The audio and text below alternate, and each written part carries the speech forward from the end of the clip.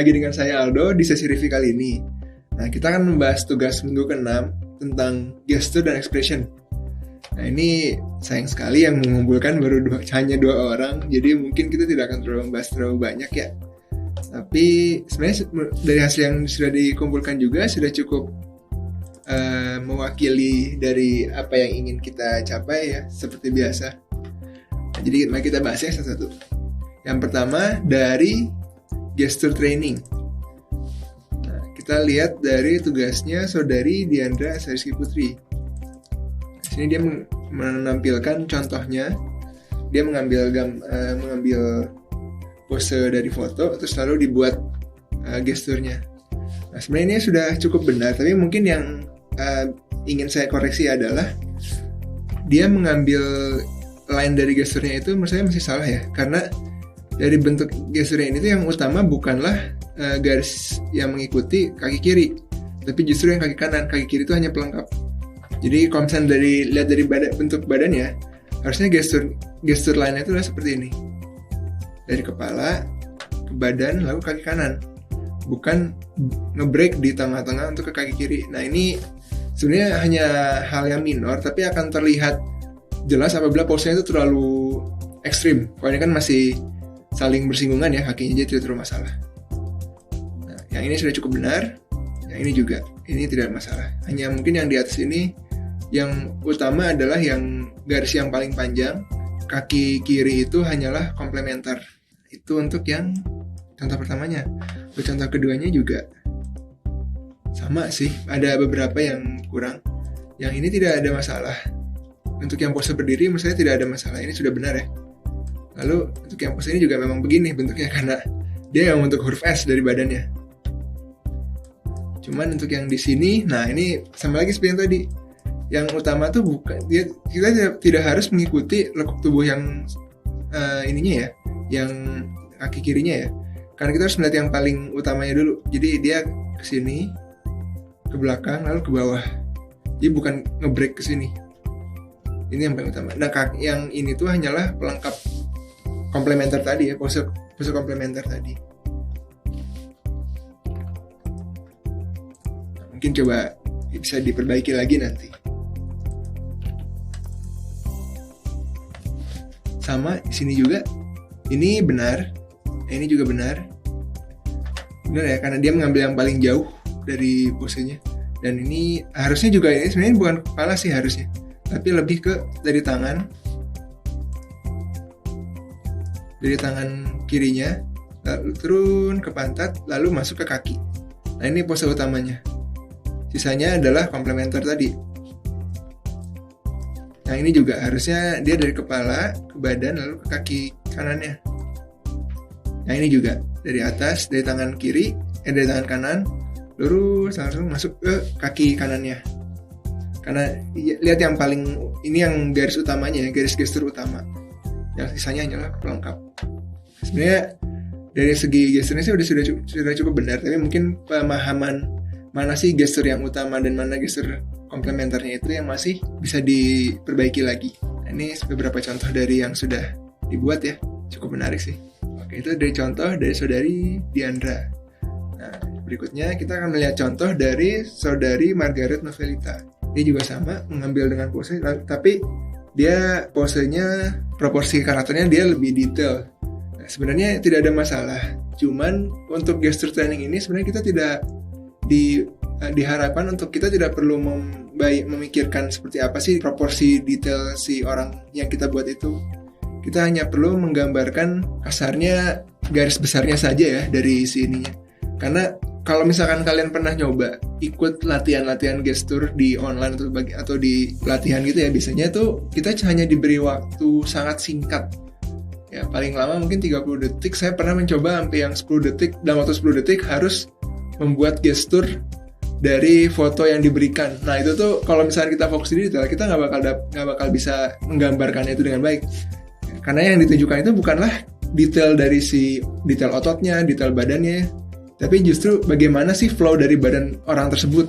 Jadi sebenarnya sudah cukup baik, tapi kalau bisa jangan terlalu fokus di detail untuk membuat gesturnya. Nah, di sini dia mencoba menggunakan desain karakter yang sudah dia buat di tugas sebelumnya untuk memberikan seperti apa sih gestur yang ingin dicapai dari karakter tersebut. Ini juga sudah cukup bagus ya. Tapi mungkin ini ketimbang gambar di gestur detail, lebih ke gambar pose in general. Nah, lalu kita akan melihat ke tugas berikutnya, yaitu expression. Nah, di sini kita akan dilatih untuk bagaimana sih menggambarkan ekspresi muka, seperti apa sih deformasi dari mata, mulut, hidung, alis yang terbentuk saat kita melakukan suatu ekspresi. Nah, kita akan lihat salah satu contoh. Ini kalau menurut saya ini dua-duanya sudah cukup menggambarkan ya. Sudah cukup menggambarkan ekspresi yang diinginkan. Nah, ini dari saudari Diandra, dia menggambarkan 4 ekspresi. Yang pertama ekspresi yang normalnya, ekspresi datar. Yang kedua ekspresi bahagia, dia membuat yang mata terbuka dan mata tertutup. Dengan ini terlihat ya, ini yang tertutup lebih bahagia karena ekspresi bahagia itu biasanya alis lebih naik dan mulut juga lebih terbuka lebar. Untuk yang sedih biasanya itu paling gampang terlihat itu dari alis, yaitu bentuk alisnya dia melengkung ke atas, dan juga bentuk mulut yang melengkung seperti huruf U terbalik. Nah, kalau marah itu ciri khasnya adalah semua garis itu bertumpuk pada tengah muka. Jadi alis ke tengah, mulut naik ke atas, mata juga tertarik ke tengah, seperti itu. Karena kontraksi otot ya, kalau misalkan kita lihat di tugas sebelumnya kan otot manusia tuh, otot di muka tuh sebenarnya banyak otot ya, itu yang membentuk ekspresi dari muka kita. Ini sebenarnya sudah cukup terconvey dengan baik sih dari ininya. Jadi tidak ada masalah. Nah, yang berikutnya adalah saudari Margaret.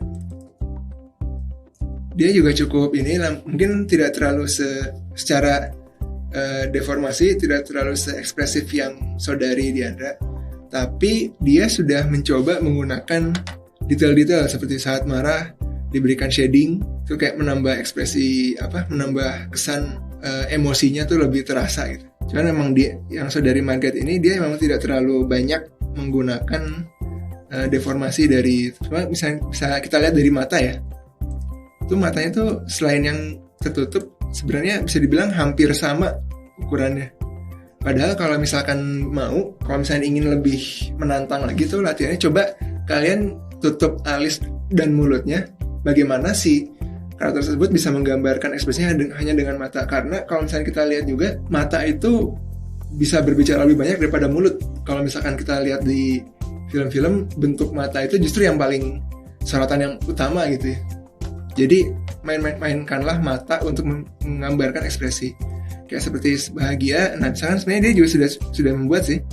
Di sini dimana saat bahagia itu si kelopak mata bawahnya lebih naik. Itu juga salah satu yang bisa menggambarkan ekspresi. Nah, atau untuk marah juga misalkan pupilnya dikecilkan, walaupun pada kenyataannya tidak bisa seperti itu ya. Cuman kalau untuk biasanya untuk yang style anime wajar sih si pupil mata itu dikecilkan menggambarkan ekspresi marah. Itu salah satu contoh dari saudari Margaret. Nah, yang ketiga adalah tugas, yaitu membuat karakter part showcase. Nah, di sini ada beberapa hal yang ingin saya perdalam. Kita lihat salah satu contoh ya, dari saudari Diandra. Dia membuat karakter seperti ini, lalu dia membaginya menjadi part-part seperti ini. Sebenarnya untuk yang tangan ini tidak ada masalah, kepala tidak ada masalah. Hanya saja untuk rambut ini tidak bisa hanya dengan memotong seperti ini saja. Kita juga harus membuat bagian yang tertutupi, seperti bagian belakang rambutnya, dan juga untuk rambut depan ini sebaiknya dipisahkan juga dengan rambut di belakangnya, dan juga poninya juga sebaiknya dipisah. Karena saat digerakkan itu, kalau misalkan digabung seperti ini, pergerakan itu akan sangat terbatas. Kalau misalkan dipisah, kita bisa memberikan gerakan itu lebih fleksibel gitu.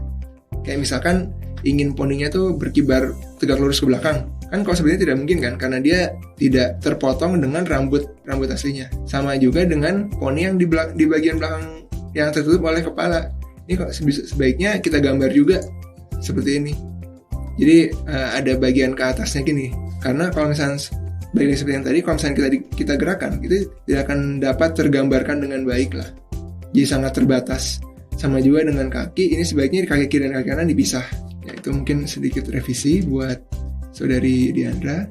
Jadi bayangkan si aset dari karakter ini tuh disusun per layer. Jadi dari yang paling depan ke yang paling belakang. Nah, jadi misalkan paling depan ini rambut poninya. Yang keduanya adalah rambut tengahnya. Lalu kepala, lalu poni, lalu rambut di belakang. Nah, itu apabila terjadi pergerakan, apa saja yang akan terlihat, apa saja yang akan tertutupi. Yang terlihat buat lebih detail, yang tertutupi buat seadanya saja. Untuk meminimalisir adanya bolong-bolong sebenarnya di ininya. Mungkin kalau misalnya kalian pernah lihat animasi yang menggunakan spine, itu akan lebih terlihat di situ. Mungkin bisa juga kalau misalnya kalian pernah memegang spine atau pernah lihat ada contoh sprite yang menggunakan spine, bisa juga itu digunakan sebagai referensi untuk latihan. Itu dari saudari Diandra. Yang berikutnya dari saudari Margaret. Dari saudari Margaret juga sebenarnya sama ya. Dia sudah cukup baik. Dia sudah memisahkan rambut depan, rambut tengahnya digabungkan dengan kepala karena memang ini rambutnya menempel ya dan tidak akan ada banyak pergerakan. Lalu juga poninya dia menggambarkan seutuhnya full. Nah, ini menurut saya ini contoh yang baik karena dia sudah memisahkan, menyesuaikan dengan layer tadi, mana yang paling depan, mana yang paling belakang. Tapi mungkin bisa juga sebaiknya untuk yang bagian tanduk ini tidak menempel dengan kepala tapi terpisah tanduk yang kiri ini. Karena kalau dia menempel dengan kepala, jika terjadi deformasi pada rambut depan, itu akan terlimitasi lagi sama seperti tadi. Jadi ada baiknya jika rambut depan ini dibuat full, lalu tanduknya ditempel di atasnya. Gitu. Sama juga dengan si bagian rok ini ya. Nah, rok ini kan dia langsung memotong saja nih, mengikuti bentuknya ini, mengikuti bentuk sabuknya ini. Nah, ada baiknya jika sabuknya ini juga dipisah dari badannya. Jadi badannya full, ada warnanya, ada detailnya. Lalu sabuknya juga full, tidak kepotong seperti ini. Lalu ditutupi dengan sabuk yang abu-abu ini. Jadi saat ada deformasi juga walaupun sebenarnya tidak terlihat, itu bisa memudahkan kita untuk menganimasikannya nanti. Nah, juga untuk tombak mungkin bisa juga si something berwarna pink ini kita buat terpisah juga dari tombaknya sehingga bisa kita animasikan terpisah. Ini juga sebenarnya sudah cukup baik, cuman mungkin masih bisa diimprove tadi ya seperti yang sudah saya bilang. Coba diperbanyak lagi pemisahannya. Oke. Iya, mungkin itu saja yang bisa saya sampaikan.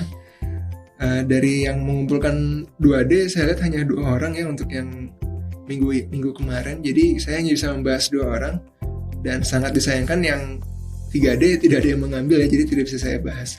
Padahal 3D cukup menarik loh, banyak banget hal yang bisa kita pelajari di sana. Jadi, tapi tidak apa-apa sih, mungkin untuk di lain waktu saja. Oke, demikian review tugas kali ini. Untuk tugas berikutnya kita akan masuk di animasi ya. Jadi coba mungkin kalau bisa sebanyak-banyaknya lah yang mengumpulkan, mungkin biar banyak akan lebih banyak yang bisa kita bahas karena di animasi itu kita akan mengambil prinsip-prinsip yang sudah kita pelajari kemarin terus kita terapkan di hal yang lebih detail. Kemarin kita hanya membuat bola saja kan, bahkan paling detail paling bola dengan ekor. Nah, sekarang kita kita bakal menggabungkan prinsip-prinsip animasi yang sudah kita pelajari kemarin. Jadi kalau misalkan ada yang ingin ini benar nggak sih, ini sudah bagus nggak sih, kalau bisa kumpulkan saja sebanyak mungkin, jadi biar kita bisa bahas lebih dalam lagi nantinya. Oke, terima kasih atas perhatiannya. Sampai ketemu di review berikutnya. Sampai jumpa.